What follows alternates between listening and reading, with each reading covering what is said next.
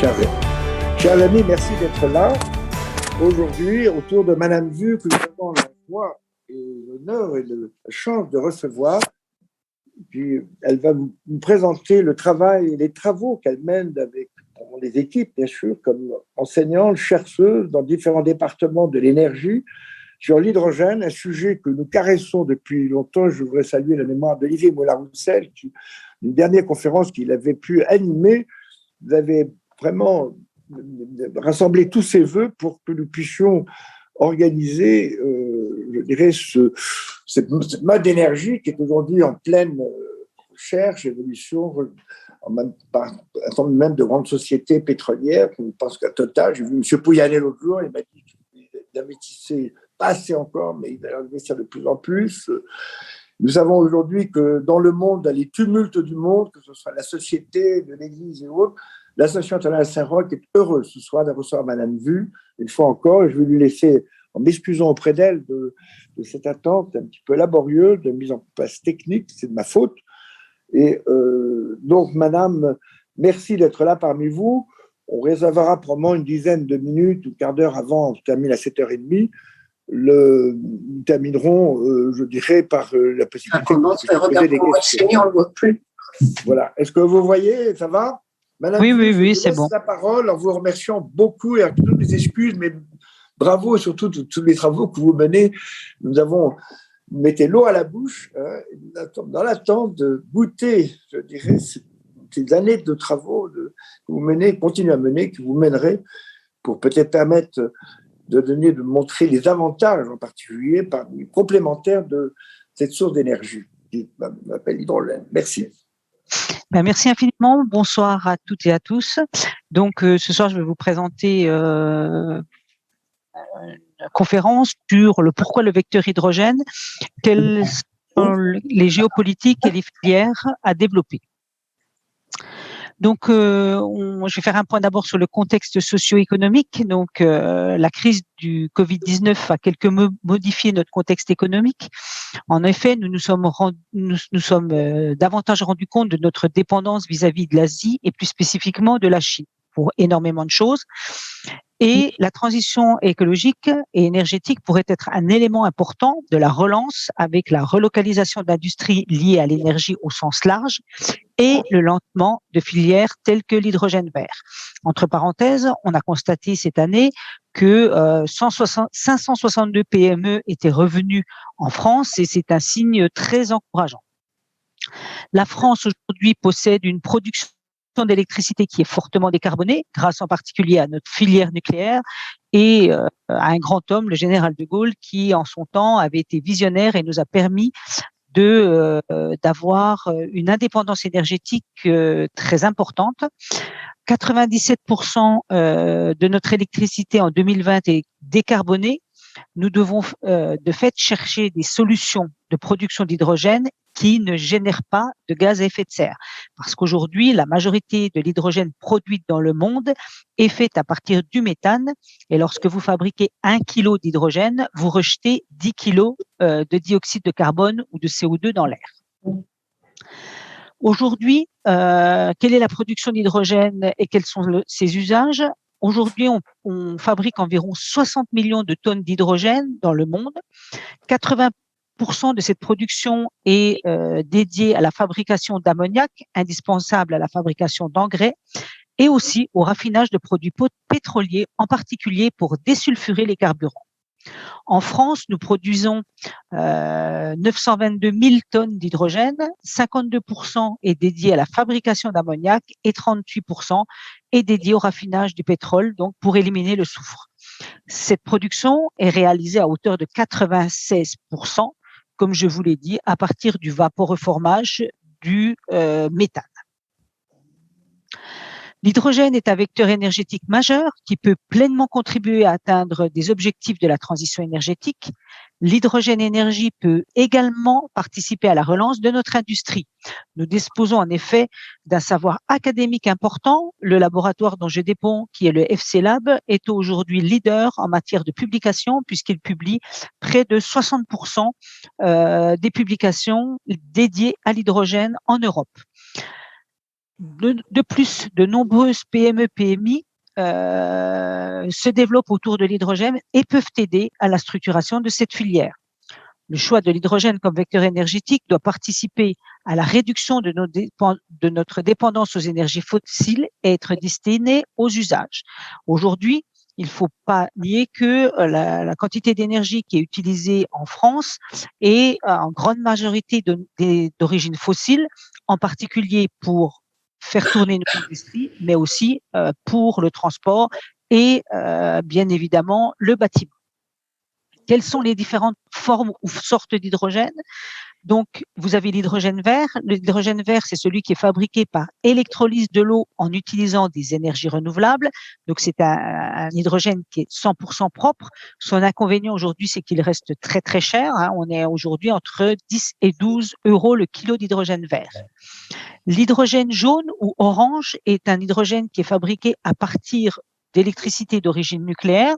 Donc, c'est un hydrogène qui est complètement décarboné. L'hydrogène bleu est fabriqué donc par vaporeformage du méthane avec séquestration du dioxyde de carbone ou réutilisation de celui-ci. Donc, c'est une des pistes sur lesquelles travaillent le plus les industriels. En particulier, vous avez cité Total tout à l'heure. Total travaille beaucoup sur cette fabrication d'hydrogène, mais encore plus sur comment stocker ce CO2, puisqu'on relargue 10 fois plus de CO2 que d'hydrogène que l'on produit. Et enfin, l'hydrogène gris ou noir, qui est fabriqué par vaporeformage du méthane, mais cette fois-ci sans captage de dioxyde de carbone.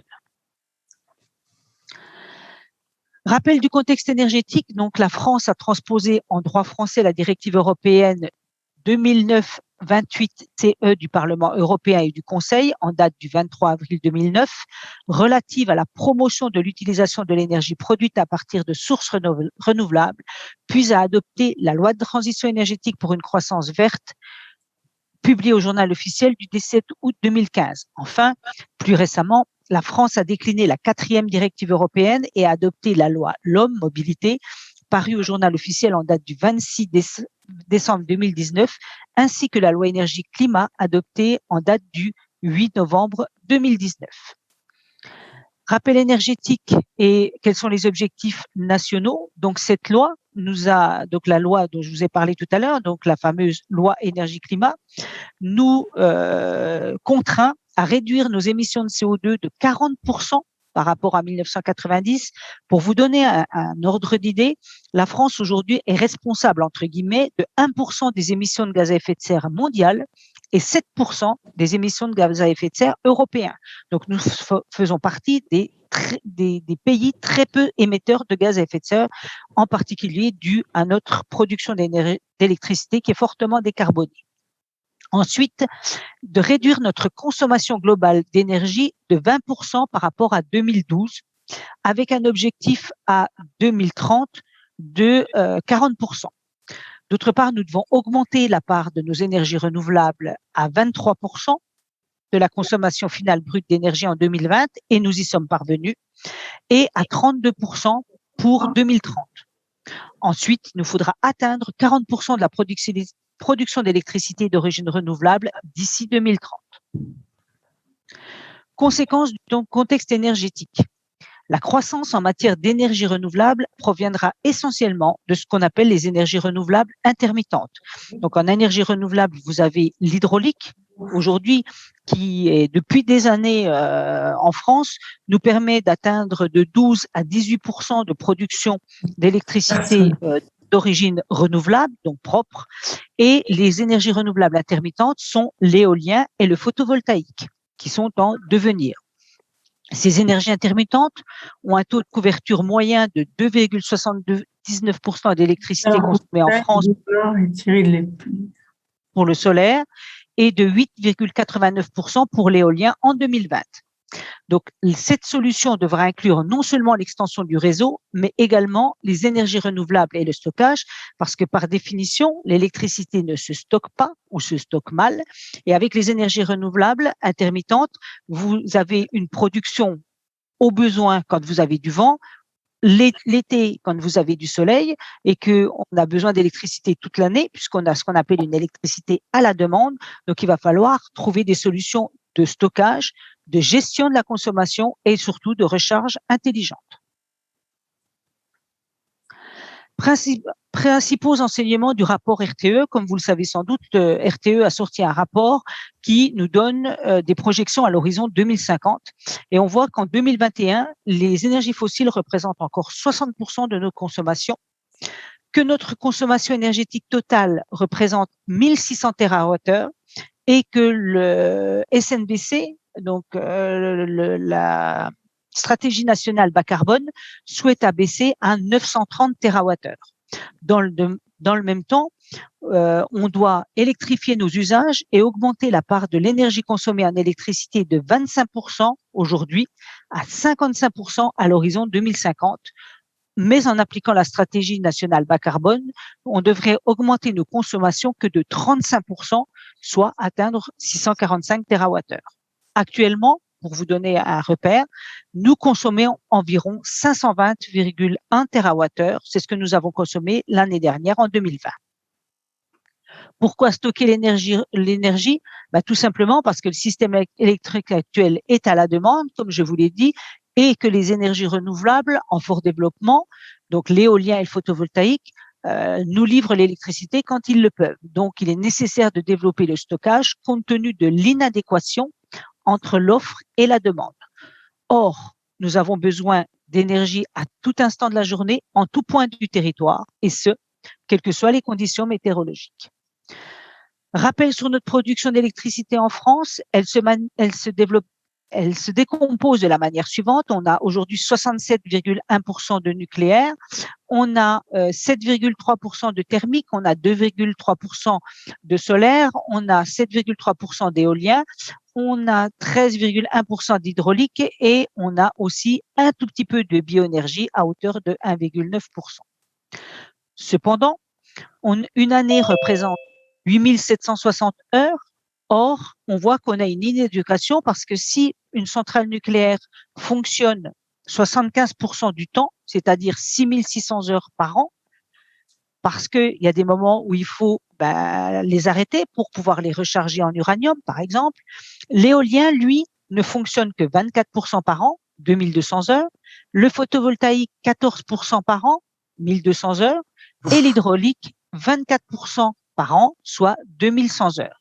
Donc, c'est ce qu'on appelle le facteur de charge de la production électrique. Donc, c'est important de prendre en compte ces éléments parce que vous voyez que les énergies renouvelables intermittentes ne fonctionnent que 14% du temps ou 24% du temps, alors que le nucléaire aujourd'hui, qui est une énergie pilotable, nous permettait d'avoir de l'énergie 75% du temps. En conclusion, il est nécessaire de mettre en place des solutions de stockage car ces énergies renouvelables ont un facteur de charge qui est relativement faible et qu'on a besoin d'énergie en tout lieu et à tout moment sur notre territoire. Donc, le stockage de l'électricité est donc indispensable dans le cadre de notre mix énergétique à l'horizon 2030-2035 avec deux approches possibles, à grande échelle ou à moyenne échelle, à l'échelle d'un quartier ou à petite échelle au niveau du client et des particuliers. Quelles sont les différentes formes de stockage? Donc, vous avez le stockage thermique, c'est la chaleur que vous stockez dans votre ballon d'eau chaude, mais ce stockage est très, très court, 24 à 72 heures.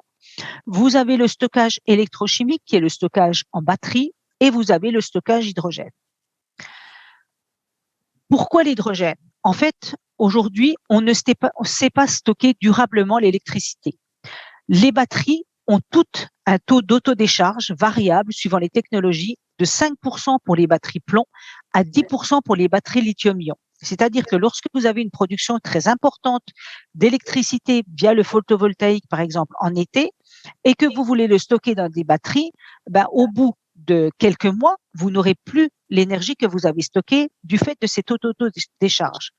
L'hydrogène, elle, n'a pas cet inconvénient et permet donc de stocker sous cette forme pour une durée longue, sans perte. Cela permet donc de faire du stockage long et du stockage dit intersaisonnier.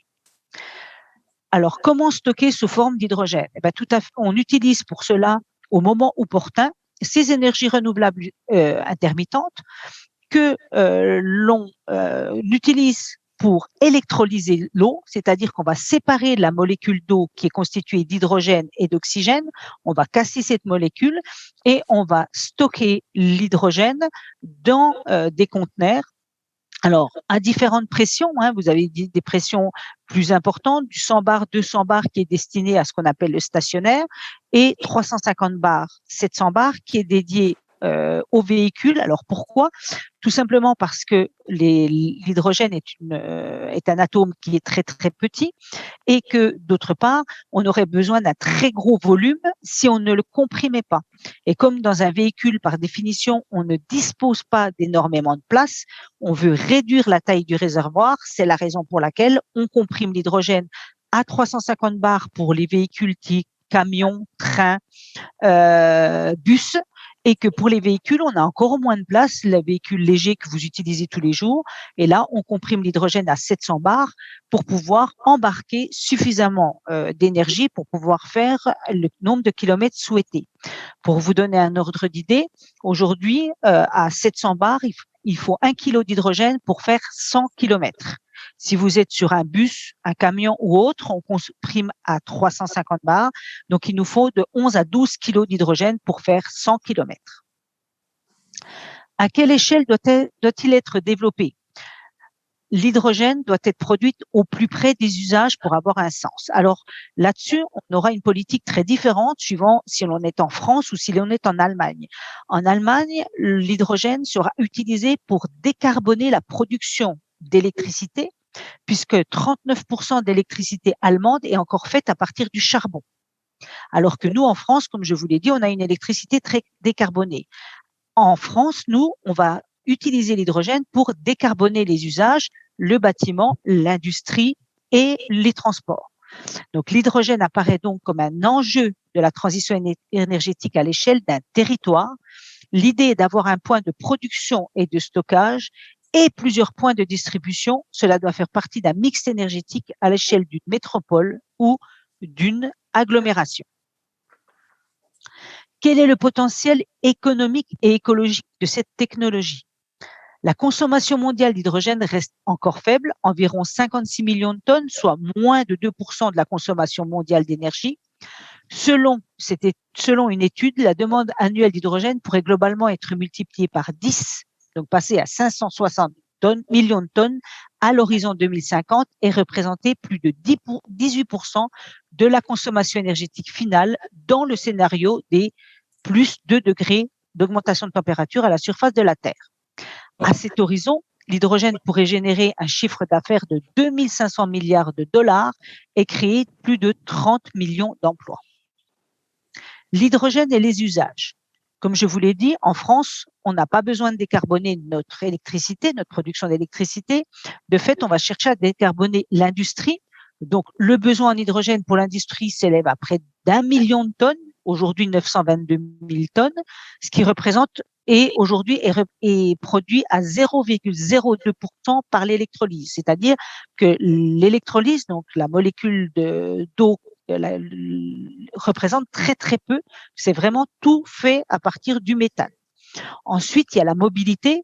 En ce qui concerne la mobilité électrique, on se rend compte que pour des grandes distances, la mobilité électrique s'avère insuffisante puisque l'autonomie des batteries ne nous permet pas de faire de la grande distance et que lorsque l'on est sur des véhicules plus lourds, que ce soit des bennes à ordures, des bus, des trains, on ne peut pas embarquer des tonnes de batterie parce que la batterie a un poids et qu'à partir du moment où plus vous alourdissez le véhicule, moins l'autonomie sera grande. La meilleure solution est donc de s'orienter vers l'hydrogène. L'usage de l'hydrogène en mobilité apparaît donc comme très intéressant donc pour ces véhicules lourds et dans un proche avenir, avec la suppression des énergies fossiles, l'hydrogène pourrait faire son apparition dans le secteur du bâtiment pour le chauffage, la production d'eau chaude sanitaire et l'électricité et c'est entre autres mon domaine de recherche. Quelle politique en faveur de l'hydrogène en France? Le plan de relance a choisi de promouvoir l'hydrogène vert puisque 7 milliards ont été alloués à ce vecteur énergétique dont 2 milliards pour les années 2021-2022. L'État a annoncé le 12 octobre 1,9 milliard supplémentaire pour l'hydrogène vert, ce qui nous amène à 8,9 milliards d'investissements pour l'hydrogène.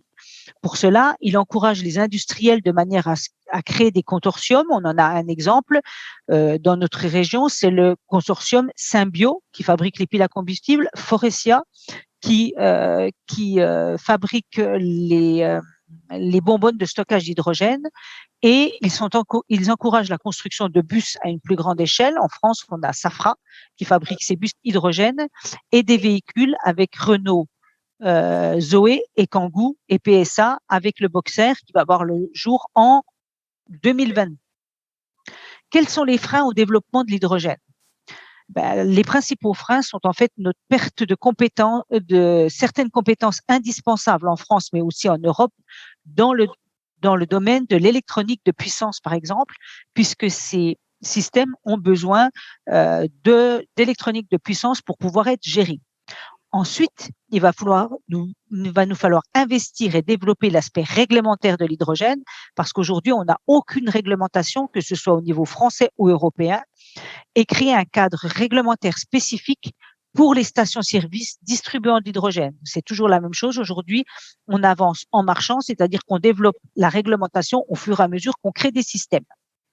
Ensuite, la deuxième grande problématique, c'est d'identifier quels sont les emplois induits par le développement du vecteur hydrogène, que ce soit au niveau de la production, du stockage, du transport, mais aussi et surtout de la maintenance industrielle de ces systèmes, et de proposer tout un panel de formations liées à ce vecteur qui n'existe encore que trop peu aujourd'hui. Quelle est la politique de l'hydrogène en Allemagne? Donc l'Allemagne mise sur l'hydrogène et vise une première place industrielle, comme toujours. Elle a décidé d'investir 9 milliards d'euros en 2021.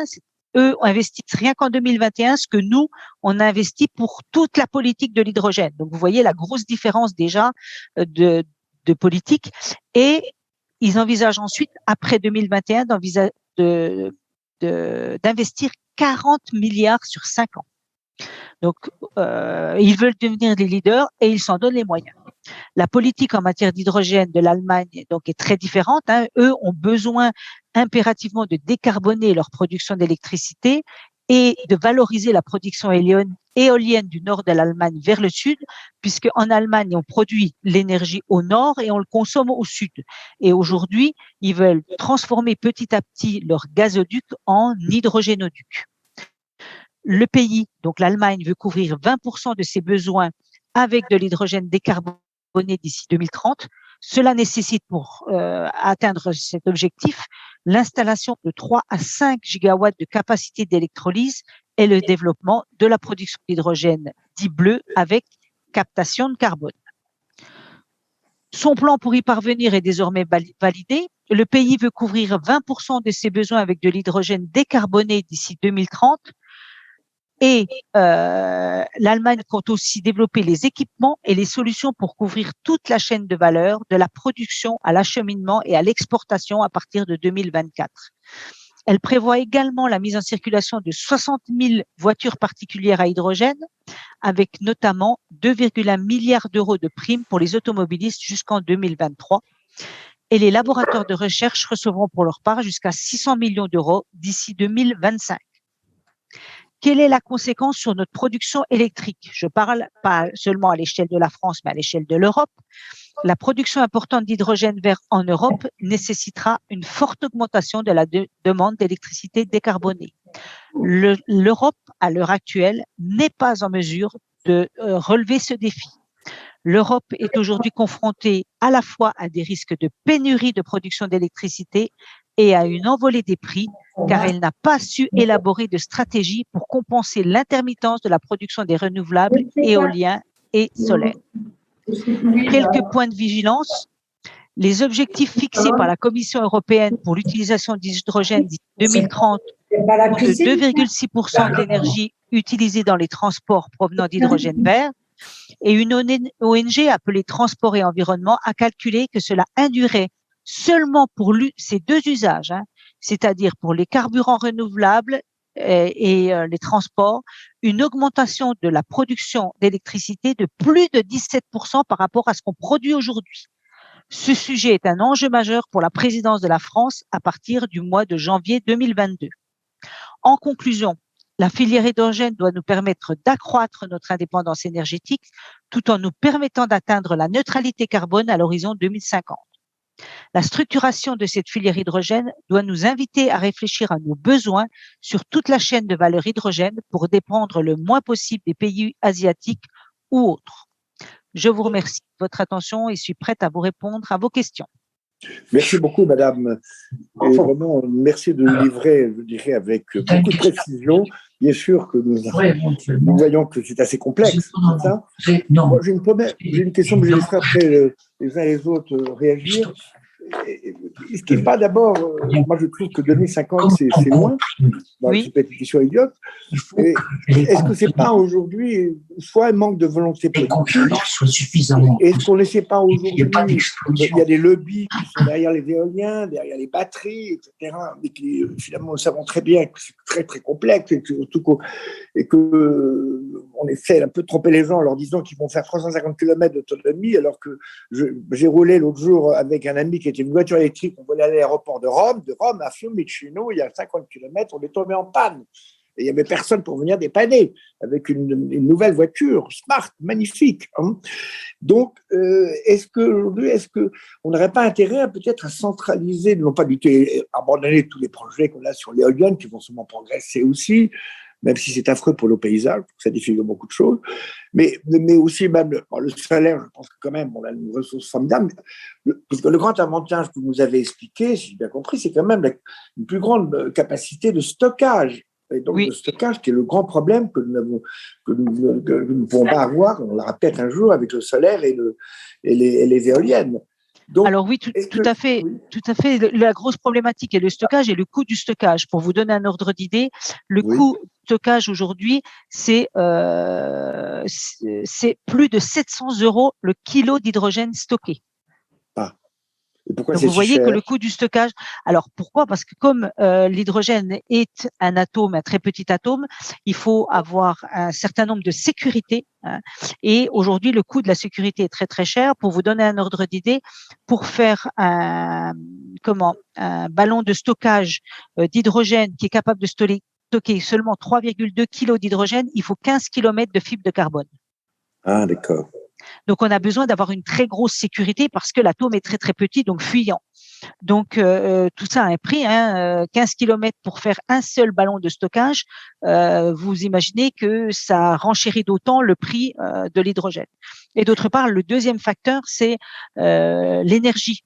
Et aujourd'hui, si vous avez une énergie que je qualifie de gratuite comme l'éolien ou le photovoltaïque, la majorité aujourd'hui de l'hydrogène, comme je vous l'ai dit, est faite à partir du méthane, que ce méthane a un coût et plus le prix de l'énergie va augmenter, plus le prix de l'hydrogène augmentera aussi.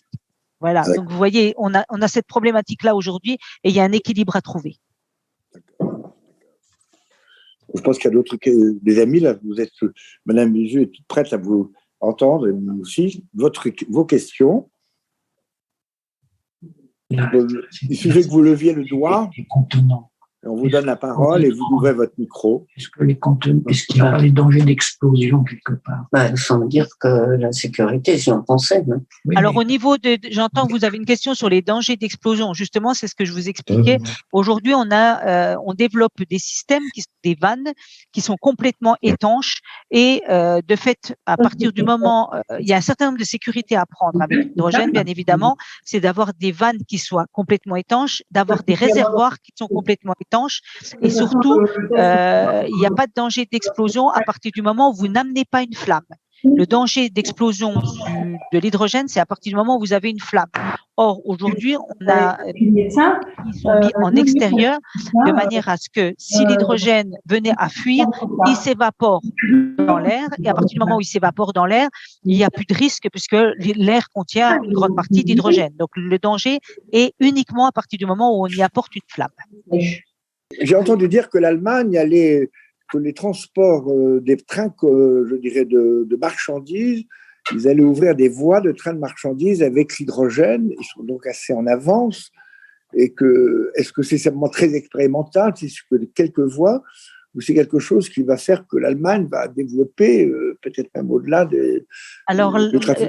alors, je vous réponds, la France aussi développe, mais effectivement, l'Allemagne a ouvert des voies de chemin de fer où des trains hydrogène circulent d'ores et déjà, et ce sont des technologies françaises puisque les trains sont fabriqués par Alstom.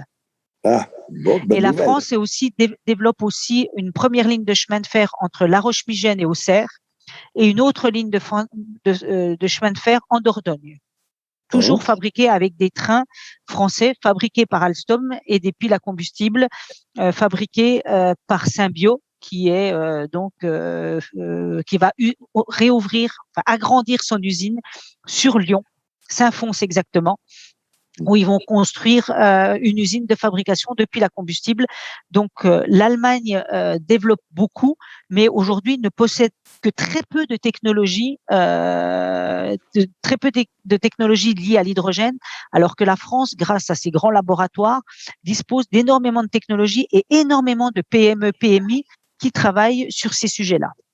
Mais il est bon de vous entendre de ce sujet sans faire cocorico, mais je trouve que c'est quand même. Ah non, mais on est. La France, on n'est pas plus que ça. Le problème, vous voyez, McPhy, qui va s'installer dans mon département, le territoire de Belfort, pour fabriquer ses électrolyseurs, aujourd'hui était une entreprise française basée en France, mais avait ses usines sa recherche-développement en Allemagne, avec quand même plus de 50% d'ingénieurs français, et la fabrication de ces électrolyseurs en Italie, tout simplement parce que la France ne souhaitait pas développer ces technologies. Maintenant que le gouvernement a dit, on va y aller, aujourd'hui, ils vont construire la plus grande usine d'électrolyseurs sur le département du territoire de Belfort. Donc, ils vont rapatrier et leur technologie et leur savoir-faire sur notre territoire. Bravo. Madame, j'ai une autre question aussi, en attendant que vos amis veulent lever le doigt ou ont des tas d'idées, j'en suis sûr. Si on revient aujourd'hui, il semble que l'industrie automobile est aujourd'hui poussée par je ne sais quel lobby et autres à essayer de développer le moteur, la voiture électrique.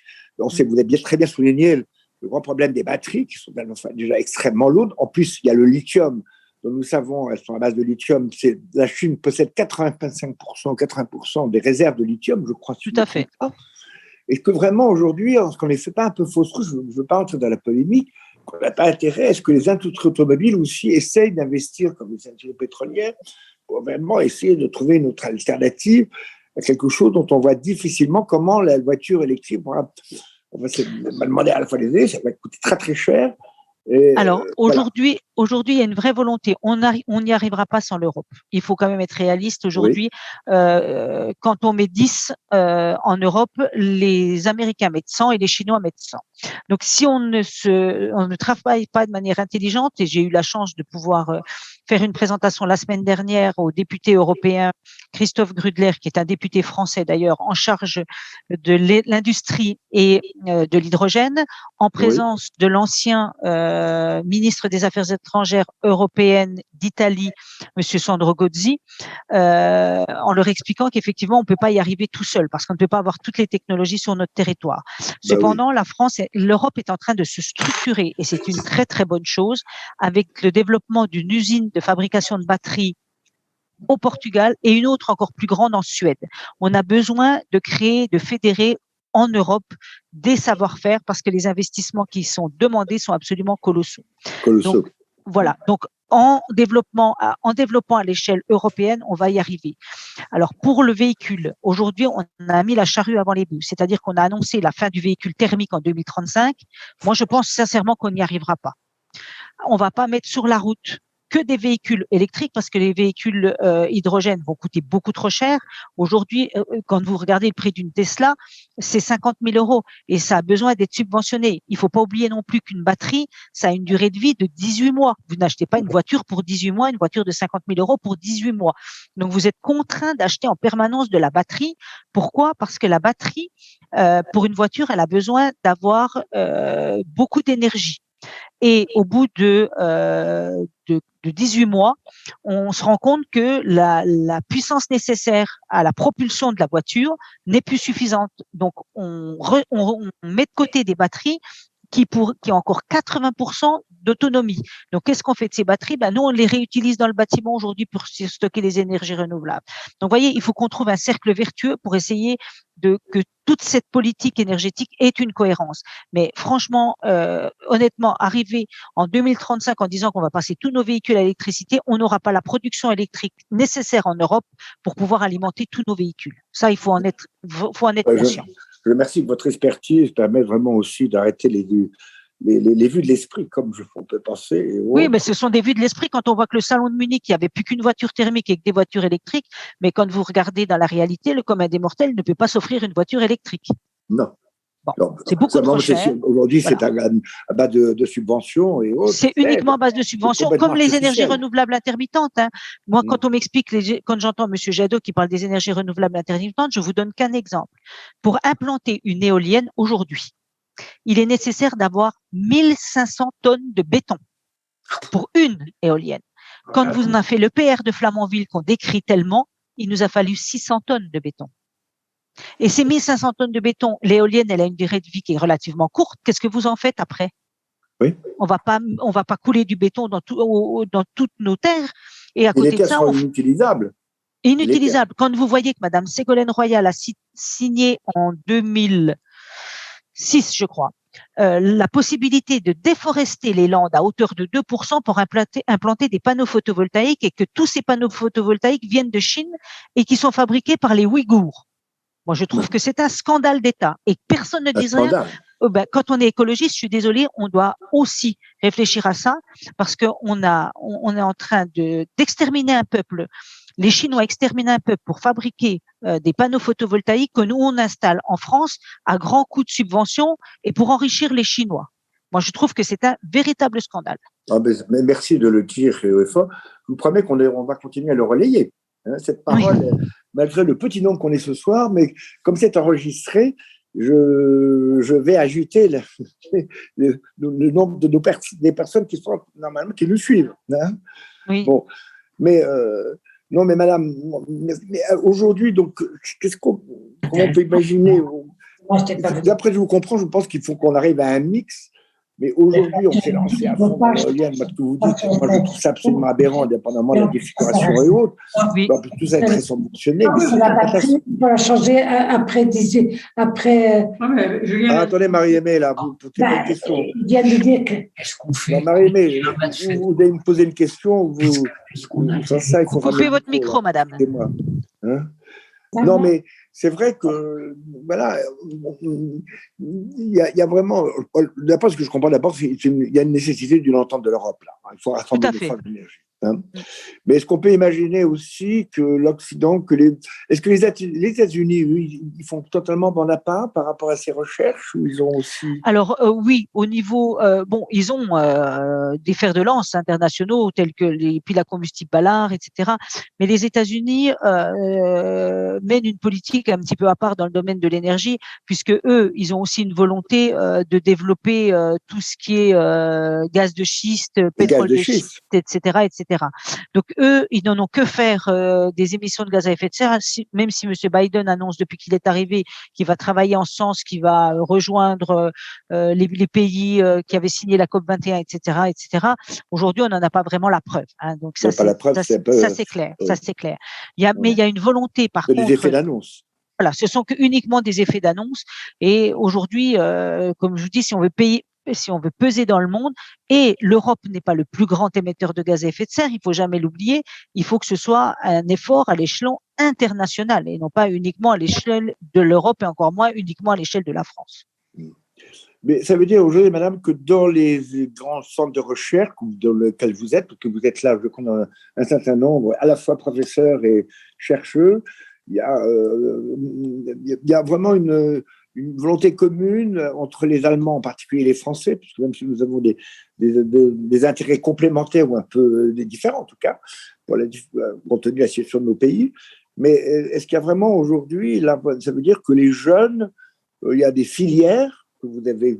Oui, alors probablement. effectivement, nous on a créé… venu, je dirais, à vous lancer d'une manière aussi experte, et je pense que c'est pas tombé du ciel. Non, en fait, donc moi, ça fait très très longtemps que je suis dans le domaine de l'énergie, en politique et aussi dans le domaine professionnel.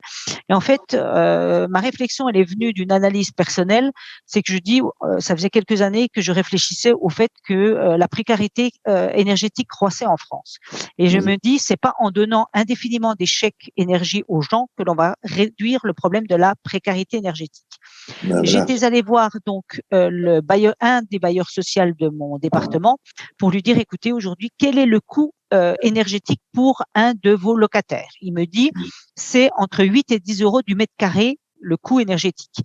Je lui ai dit, écoutez, on va réfléchir ensemble pour élaborer un système pour abaisser ces charges à 2 euros du mètre carré. Ce à quoi nous sommes arrivés, et je lui ai dit, je vais même aller plus loin, on va tomber à zéro. C'est-à-dire que je suis en train de travailler et déposer un brevet pour développer un système hydrogène qui permettrait d'alimenter les bâtiments et générer derrière zéro charge pour le locataire. C'était ça le fond de ma pensée au départ. Donc c'est pour ça que j'ai fait ces travaux de recherche et aujourd'hui je suis en passe d'y arriver puisque j'ai de nombreux projets qui aujourd'hui aboutissent et qui vont voir le jour en 2022, parce qu'il faut du temps pour faire tout ça, créer une filière et structurer une filière. Et là, on va installer ces systèmes en 2022 à plusieurs endroits en France, que ce soit dans ma région et encore mieux sur un lotissement du nord de la France, qui est à la frontière belge, où on va permettre à des gens à revenus très modestes de pouvoir devenir propriétaires de leur maison et d'être complètement indépendants énergétiquement. C'est magnifique ça. Et bien, vous avez l'impression que ça peut faire un boule de neige dans d'autres. Que là, il y a une volonté du conseil régional il y a une vraie volonté. Je ne doute plus de la volonté politique, qu'elle soit française ou autre. Je n'ai pas que des projets en France, j'ai aussi des projets en Suisse où il y a aussi cette volonté pour les mêmes problèmes. Ils ont voulu sortir du nucléaire, ils ont un vrai souci énergétique aujourd'hui et l'hydraulique ne leur suffit plus. Donc, ils sont obligés aussi d'aller sur des énergies telles que l'hydrogène, mais ils n'ont pas leurs compétences. Donc, ils font appel à des chercheurs et des industries françaises. Et on a aussi des collaborations, bien évidemment, avec l'Allemagne, avec la Suède, avec l'Italie. Voilà. Il y a des vrais gros projets. Là, je suis sur un projet qui vise à créer le premier centre technome, c'est-à-dire c'est un endroit où vous avez les universités, les écoles d'ingénieurs, mais aussi Alstom et General Electric. Et on va faire de ce quartier un quartier complètement décarboné à l'échelle de l'industrie. Donc, c'est un énorme défi. En tout cas, merci de nous apporter ces défis comme ça. Chers amis, avant de remercier Madame Liu pour ne pas abuser de son temps, mais je voudrais simplement, est-ce que vous n'avez pas une question rentrée, vous n'allez pas me dire après, mais on n'a pas pu poser de questions, on n'a pas laissé. Est-ce qu'il n'y a pas l'un ou l'autre qui d'un coup s'éveille à quelque chose? La question est ouverte. Sans ça, oui. Oui. Je veux bien intervenir. Oui, Moira, à vous. Bonsoir à tous. D'abord, je suis très impressionnée parce que tout ce que Madame Vu vient de nous dire. Très impressionnée par les compétences, par tout ce qui est dit de façon extrêmement précise. Et donc, nous avons le sentiment que nous avons là devant nous un champ d'exploration prometteur pour tous. Et je suis particulièrement sensible à ce qu'elle a dit, ce que vous avez dit, Madame, sur la précarité énergétique et ce que vous pensez. Et j'aurais envie de demander à Thierry Delépine de vous faire revenir quand votre projet aura abouti pour que vous nous en parliez. Il n'y a aucun problème.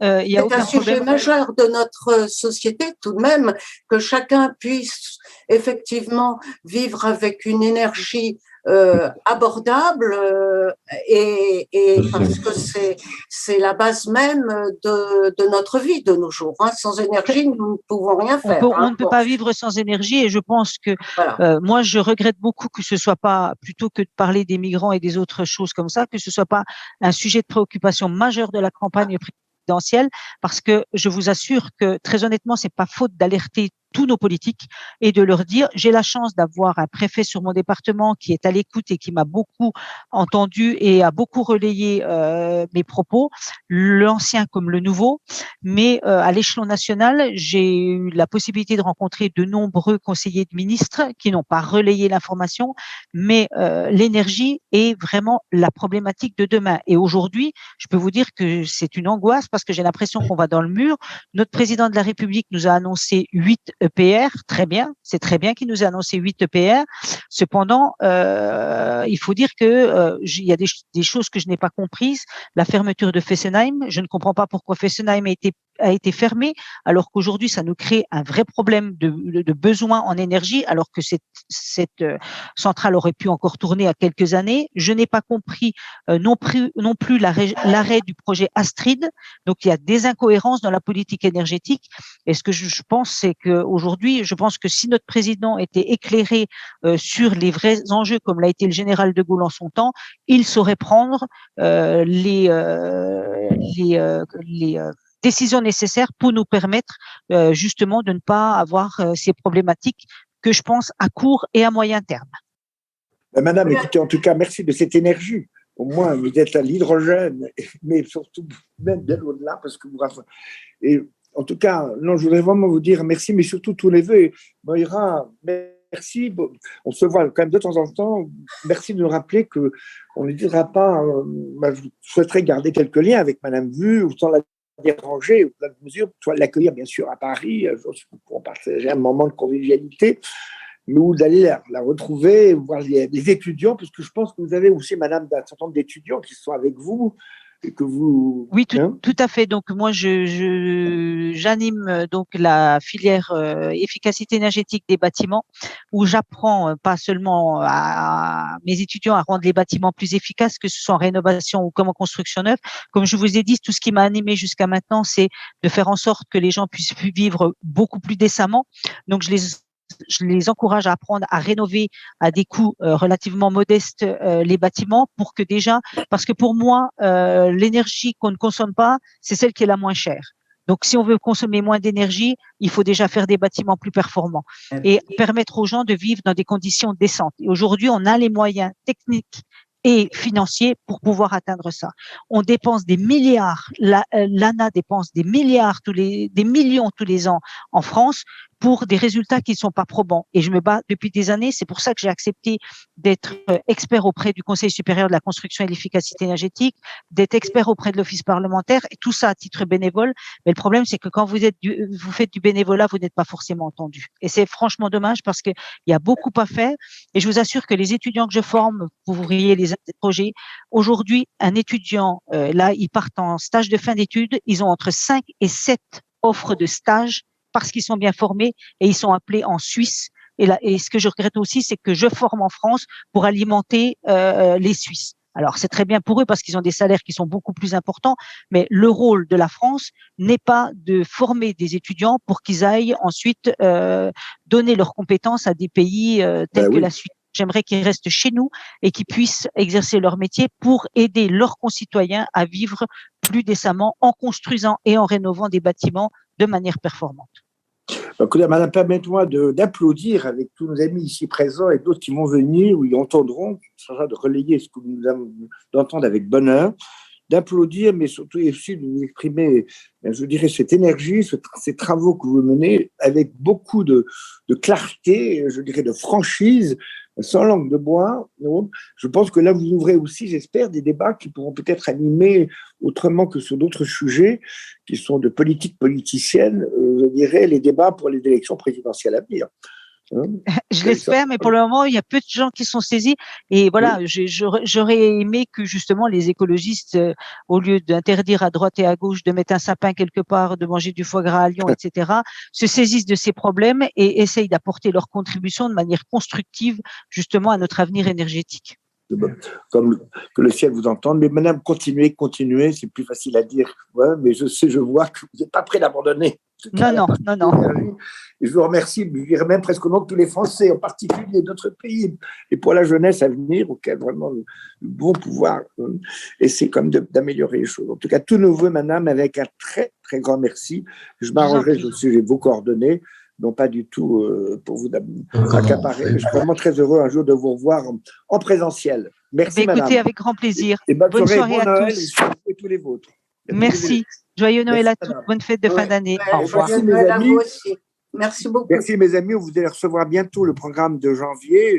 La prochaine fois, je recevrai la présidente de Women in Africa, hein, avec Aude de Thuin. Je serai ou au Maroc, mais je pense que pour l'instant c'est fermé, mais ce sera à Paris. Je crois que c'est autour du 13 janvier. Vous allez recevoir très rapidement la confirmation et l'invitation. Nous ferons une assemblée générale, mais je pense aussi en Zoom, parce que je ne vois pas très bien comment on peut en faire autrement. Hein. Et puis, on a des tas d'autres programmes. Le pape François, j'ai remis au pape François, je dirais, un certain nombre de synthèses des travaux que nous menons depuis 2008. Il est prêt probablement à ce que il enregistre quelque chose et nous puissions passer en distanciel avec lui aussi une soirée débat. Voilà. Mais il y en a d'autres qui arrivent aussi. Alors, à très bientôt et bon Noël à chacun et tous. Et permettez-moi de vous dire toute la ferveur de ma gratitude, de votre amitié, au moins pour qui nous suivez, nous encouragez. Nous continuons avec l'énergie et de l'hydrogène à venir. Et merci Olivier de nous avoir aussi lancé ce sujet. Béatrice, je te charge de te dire toute mon affection, l'affection que nous continuons à porter, Olivier aussi, avec tous les tiens. Merci. À bientôt. Merci Thierry, à bientôt. Au revoir. À bientôt. Au revoir.